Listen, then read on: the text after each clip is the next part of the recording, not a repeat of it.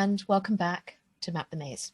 This week we're continuing the summer book club, and I wanted to share a book with you which is an old favorite of mine, which for reasons I don't entirely understand, I don't have with me, but I will put the link below. It's a book called Mistakes Were Made, brackets, but not by me. When I saw the title, it definitely spoke to me.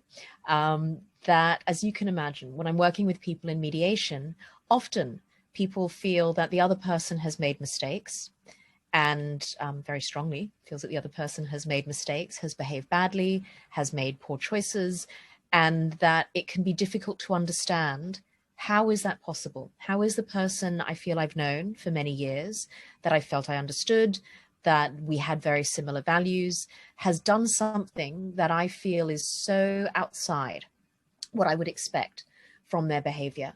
Or from the choices that they would make. And so what's interesting to me is I think this book helps us to understand that.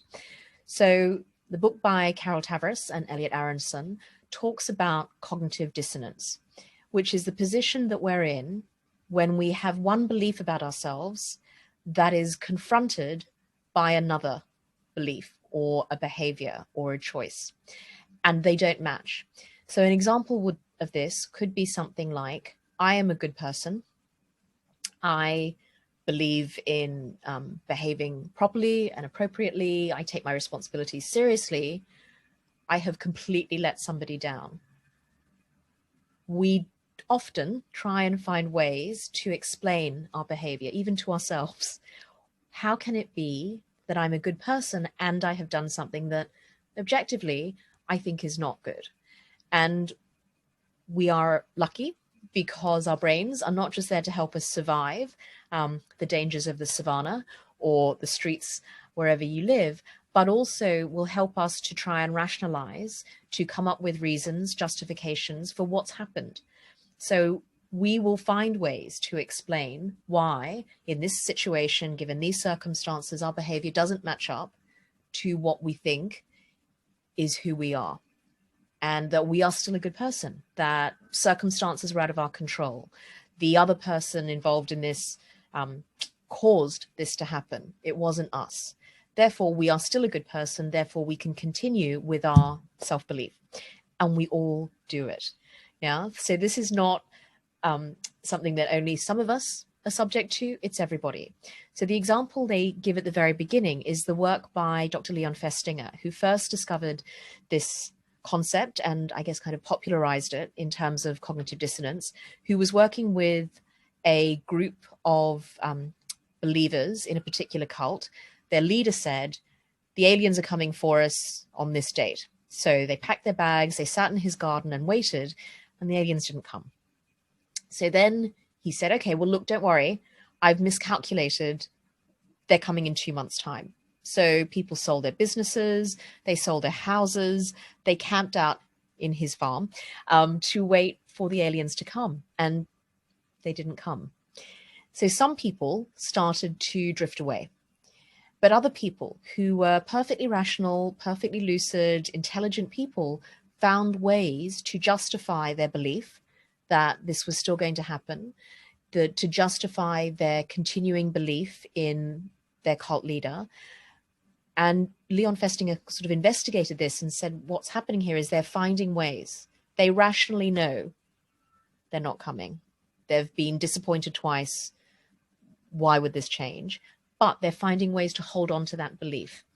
So from that, Carol Tavris, Elliot Aronson look at lots of different examples. So not just in the interpersonal space, but historical examples in the criminal justice system. But what's interesting for me, and I guess what's directly applicable to most of my work, is that they look at when a marriage breaks down, when a relationship breaks down, what are some of the things that people might be caused to do by this concept, by cognitive dissonance? How might they maybe find ways to try and justify what's happened, maybe justify their actions to make sense to themselves? And so one of the things they say, which I think is really interesting, is that memory, which I think a lot of us see as this sort of, oh, I've got to pull the file and then I will pull the file and the data will be intact. And what they say is actually, there's lots of work around this, memory is a reconstruction, that every time we access a memory, we're potentially changing it, but we are recreating it. And so one of the things they say, and they describe memory as a self-justifying historian. He's our very own self-justifying historian, but he is in there softening maybe the tone or the words that we've used, making the other person seem more unreasonable. And so when I work with people who are separating, who are trying to physically, emotionally, psychologically distance, if you ask, were there good times? For some couples, it's almost impossible. There were never good times. There was never anything that the other person did that was positive, that it's always been this bad. And the reality is these can be very long relationships where there's been multiple children. So chances are at some stage, something was okay, that they did something positive, that they were there. But it's not how it's remembered. And that's often because if you've decided to leave, you want to be the right, it wants to be right. You want to feel that it's the right decision. So I think what they share is a really interesting idea around how we find ways to reconcile how we view ourselves and how we behave, which can be dissonant. And that if it is dissonant, we will work to find ways to resolve that.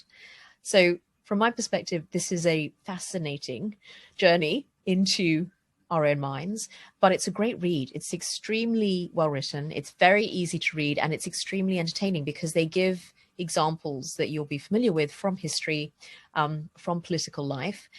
And I think having another lens to consider how people could continue to do things or could behave in a certain way and yet still see themselves as good people is really interesting. So an interesting perspective, really easy read. So if you were looking for something fun to read next to, if you're lucky enough to be at a pool or a beach or in a park, this is something I would totally recommend. So join me next week when I will have another recommendation for the Summer Book Club, but really think about trying out Mistakes Were Made But Not By Me. It is a great read. Thanks very much, and I'll see you next week.